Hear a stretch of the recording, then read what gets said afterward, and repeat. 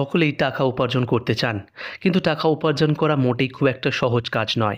বিশেষ করে কোটি কোটি টাকা উপার্জন তো মোটেই সহজ নয়। কিন্তু কোটিপতি হওয়ার স্বপ্ন সকলেই দেখেন, তবে এটি মোটেই খুব একটা সহজ বিষয় নয়। বিশেষ করে এক্ষেত্রে অনেকেই প্রশ্ন করতে পারেন, চায়ের টাকা জমিয়েও কি কোটিপতি হওয়া সম্ভব? একদম হওয়া সম্ভব।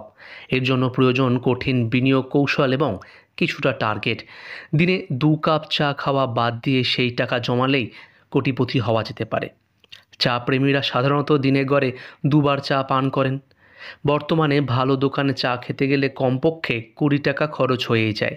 এই ২০ টাকা বাঁচিয়ে কোটিপতি হতে পারেন কোনো ব্যক্তি।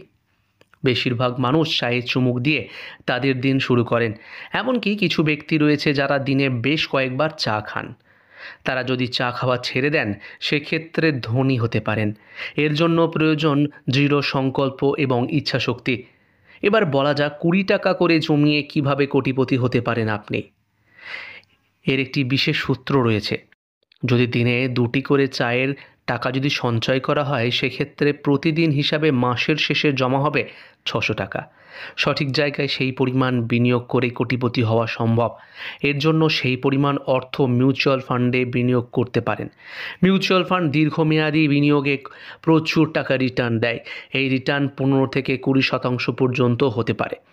২টি চায়ের টাকা দিয়ে যদি সিস্টেমেটিক ইনভেস্টমেন্ট প্ল্যান অর্থাৎ এসআইপিতে বিনিয়োগ করতে পারেন, সেক্ষেত্রে একজন ২০ বছর বয়সী যুবক ১ মাসে একটি মিউচুয়াল ফান্ডে ৬০০ টাকা এসআইপি করেন। এক্ষেত্রে যদি ১৫% রিটার্নও পাওয়া যায়, সেক্ষেত্রে ১,৮৮,৪২,২৫৩ টাকা জমা হবে। আবার যদি ২০% রিটার্ন পাওয়া যায়, সেক্ষেত্রে জমা হবে ১০,১৮,১৬,৭৭৭ টাকা। মনে রাখতে হবে, মিউচুয়াল ফান্ডে বিনিয়োগ চক্রবৃদ্ধি হারে সুদে টাকাটি পাওয়া যায়।